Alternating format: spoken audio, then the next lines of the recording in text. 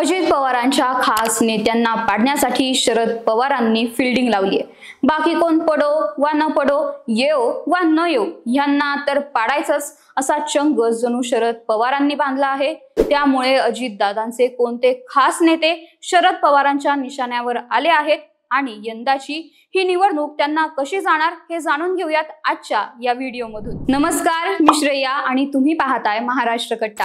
राष्ट्रवादीमध्ये फूट पडली, अजित पवार वेगळे झाले, याचा धक्का जितका शरद पवारांना बसला नाही तितका जास्त धक्का राष्ट्रवादीचे काही आमदार अजितदादा गटात गेल्याचा लागला आणि याचाच वचपा काढण्यासाठी शरद पवारांनी आता या आमदारांना थेट टार्गेट केले आणि त्यांना पाडण्यासाठी फिल्डिंग लावली आहे। त्यामुळे शरद पवारांच्या डोळ्यावर आलेले हे आमदार कोणते आहेत तेच जाणून घेऊयात। सर्वात पहिले आमदार आहेत धनंजय मुंडे। अजित पवारांचे खास व अतिशय जवळचे नेते अशी धनंजय मुंडे यांची ओळख। यासोबतच अजित पवारांना राष्ट्रवादीमध्ये फूट पाडत महायुतीमध्ये सामील होण्यासाठी ज्यांनी अजित पवारांना भरीस पाडलं त्या नेत्यांच्या यादीत देखील धनंजय मुंडेंचं नाव घेतलं जातं आणि त्यामुळेच राष्ट्रवादी फुटीनंतर सर्वात जास्त करून धनंजय मुंडे शरद पवारांच्या डोळ्यावर आले आहेत। शरद पवारांच्या राष्ट्रवादीकडून परळीमधून मराठा उमेदवार राजेसाहेब देशमुख यांना धनंजय मुंडेंच्या विरोधात निवडणुकीच्या मैदानात शरद पवारांनी उतरवलं आहे।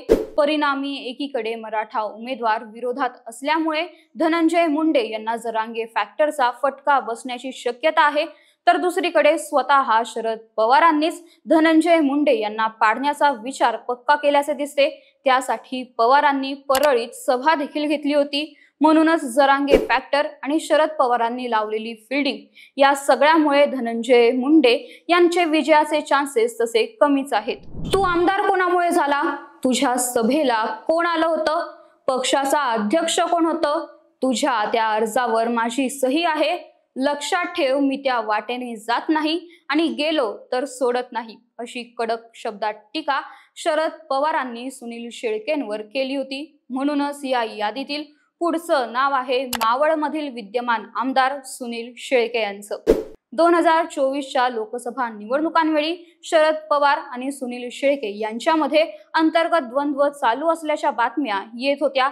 याच काळात सुनील शेळके शरद पवारांच्या जास्त डोळ्यावर आले, त्यामुळे शरद पवारांनी सुनील शेळके यांना पाडायचं ठरवलं आहे अशा चर्चा सध्या जोर धरत आहेत। 2019ला सुनील शेळके भाजपची वाट सोडून राष्ट्रवादीमध्ये गेले होते, त्यामुळे भाजपा देखील शेळकेंच्या पराभवासाठी उत्सुक असल्याच्या चर्चा आहेत। शरद पवारांनी महाविकास आघाडीकडून येथे उमेदवार न देता अपक्ष बापू भेगडेंना पाठिंबा दिला आहे। सोबतच भाजपच्या कार्यकर्त्यांकडून बापू भेगडेंना मिळणारा छुपा पाठिंबा यामुळे मावळमध्ये सुनील शेळकेंचा करेक्ट कार्यक्रम होणार असण्याची दाट शक्यता आहे।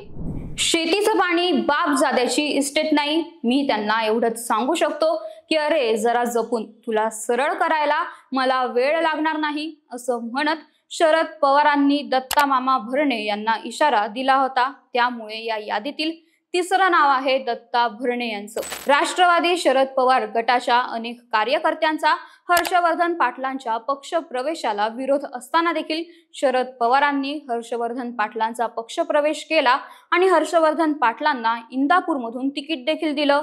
पवार आणि पाटील हे न जमणारं समीकरण शरद पवारांनी फक्त दत्ता मामांना शह देण्यासाठी जुळवलं अशा चर्चा देखील यामुळे रंगल्या होत्या।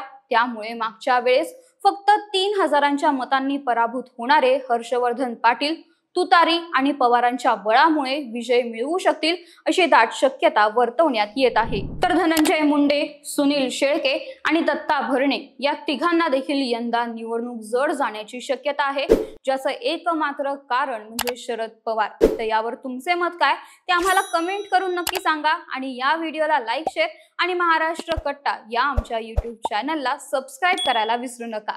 धन्यवाद।